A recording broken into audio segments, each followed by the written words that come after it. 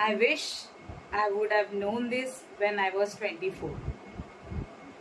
ये खास वीडियो मैं आज इसलिए बना रही हूँ क्योंकि जो मिशन मैंने मेरे इंस्टाग्राम बायो में लिखा है कि हम एम्पावर्ड फेमिनाइन एनर्जी को बैलेंस करने के लिए काम करने वाले हैं, हम वुंडेड फेमिनाइन एनर्जी को हील करने वाले हैं।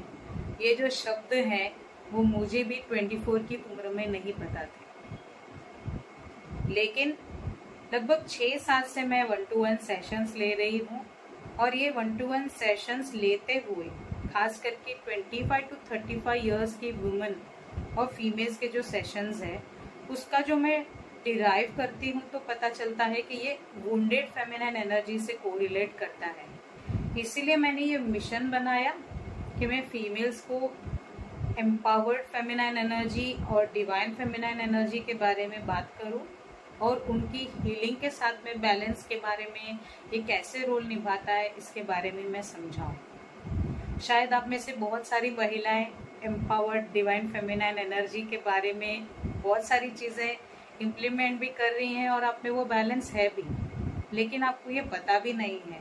और शायद कुछ इसके बारे में 1-to-1 हीलिंग्स ले रहे हैं, लेकिन ये ऐसे कहा जाता है उसके बारे में आपको पता नहीं होगा।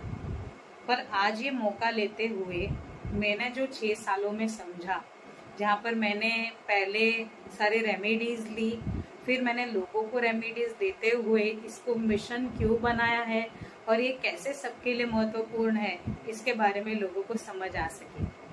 सबसे पहले तो मैं ये बताना चाहती हूँ कि जब मुझे एक पॉइंट पर वॉइडनेस लगने लगी थी, सब कुछ होते हुए भी खाली लग रहा था, मेरे इमोशनल स्ट्रेस के रिलेटेड मुझे सेशंस लेने पड़ रहे थे या मेंटल हेल्थ के रिलेटेड भी थोड़ा बहुत मेरे फ्रेंड्स के थ्रू रेफरेंसेस लेकर मैंने ये ऑकल्ट साइंस को सीखा और इम्प्लाई किया है, वहाँ से ही मेरी जर्नी शुरू हुई थी। तो ये प्रोग्राम उन फीमेल्स के लिए है जिनको किसी न किसी तरह से इंटरनल स्ट्रेस है, कुछ हेल्थ इश्यूज में भी हेल्प करेगा, काफ़ी इमोशनल इम्बैलेंसेस को बैलेंस करने में डिवाइन फेमिनाइन एनर्जी का डिस्कशन और बहुत सारे और हैबिट बिल्डिंग होंगी जो देखें तो हम इसी बैलेंस के रिलेटेड ही यूज़ करने वाले हैं। पहली बार जब मैंने शुरुआत की थी तब मैंने ग्राफोलॉजी सीखी थी। तो हैंडराइटिंग के पैटर्न्स में कुछ ऐसे आकार दिए गए जो कि फीमेल इमोशनल एनर्जीज पर हेल्प करते थे, फीमेल डिजीजेस को हेल्प करते थे। फिर ऐसे रेमेडीज को लेके फीमेल स्पेसिफिक डिजीजेस में हमने हैंडराइटिंग थेरेपी को चालू किया, फिर मैंने ड्राइंग थेरेपी को चालू किया, कुछ साउंड्स और मंत्रस को लिए थे जो कि एक्चुअली गॉडेसेस पर थे, उसके बारे में हमने लर्निंग की थी। और जो भी मेरे साथ में ऑकल्ट साइंसेस से कनेक्ट हुआ था, हम रेमेडीज करते गए जिसमें हमारा उद्देश्य था कि हम मेंटल हेल्थ और वेलबींग की तरफ कैसे काम करेंगे, और ये हम करते गए। वहाँ पर भी मैंने जब रेमेडीज अप्लाई करी वो 25 to 35 इयर्स ऑफ वुमेन की रही। आगे चल के और दिलचस्पी बढ़ती रही कि कैसे ये एनर्जी के रिलेटेड में हम काम करें, या तभी भी अब तक मुझे फेमिनाइन एनर्जी ऐसे शब्द पर काम शुरू नहीं हुआ था, लेकिन ये जो सारे रेमेडीज हैं अभी मैं कोरिलेट करके समझती हूँ तो ये फेमिनाइन इमोशनल बैलेंसेस को लेकर ही काम कर रहे थे। और मैंने डीप एस्ट्रोलॉजी समझने के लिए काम किया। उसके बाद पता चला कि खास करके कुछ ग्रह के बारे में मैं बात करूँ तो जैसे राहु है, जैसे चंद्रमा है, जैसे शुक्र है, ये बहुत सारे आपके अंदर की और आपके साथ में दूसरी फीमेल्स के बारे में, रिलेशनशिप के बारे में एक्सप्लेनेशन देते हैं। और इनकी रेमेडी भी आप अगर देखेंगे तो बहुत सारे गॉडेसेस के मंत्र ही आएंगे, बहुत सारे फीमेल बिहेवियर्स को रिलेटेड रेमेडीज मिलेंगी, और ये सबके लिए कॉमन आ रहा था। फिर एस्ट्रोलॉजी से भी हम आगे जब बढ़े तो पता चला कि ये एक पूरा साइकोलॉजिकल कंसेप्ट चल रहा है, high value women, high value main. इस पर भी और नज़दीक से देखा।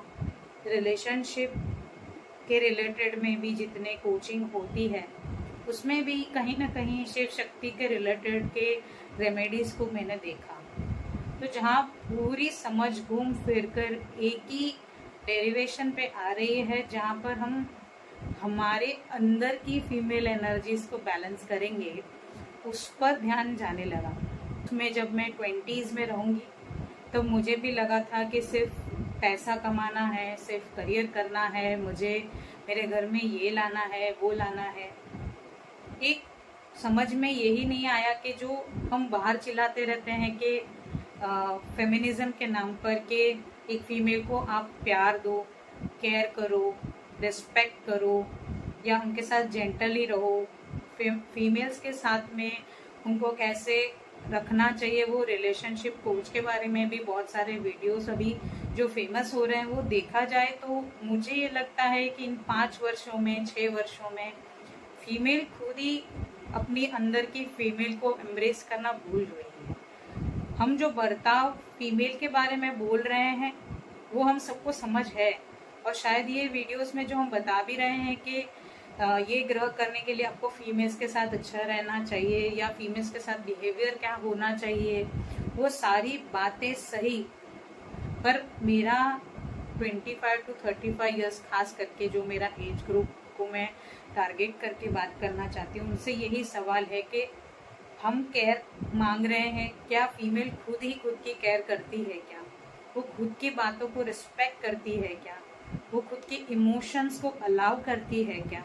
आज सवाल यहाँ आ चुका है, जहाँ मैं देखती हूँ जहाँ पे वुंडेड फेमिनाइन एनर्जी का कंसेप्ट बाहर दिख रहा है, वो इसलिए है क्योंकि फीमेल ही खुद ही कह रही है कि वो इमोशन रखना नहीं चाहती है। यहाँ पर वो इमोशन चाहती ही नहीं है किसी से, और किसी से नहीं चाहने के लिए वो खुद भी इमोशनल होने के लिए तैयार नहीं है।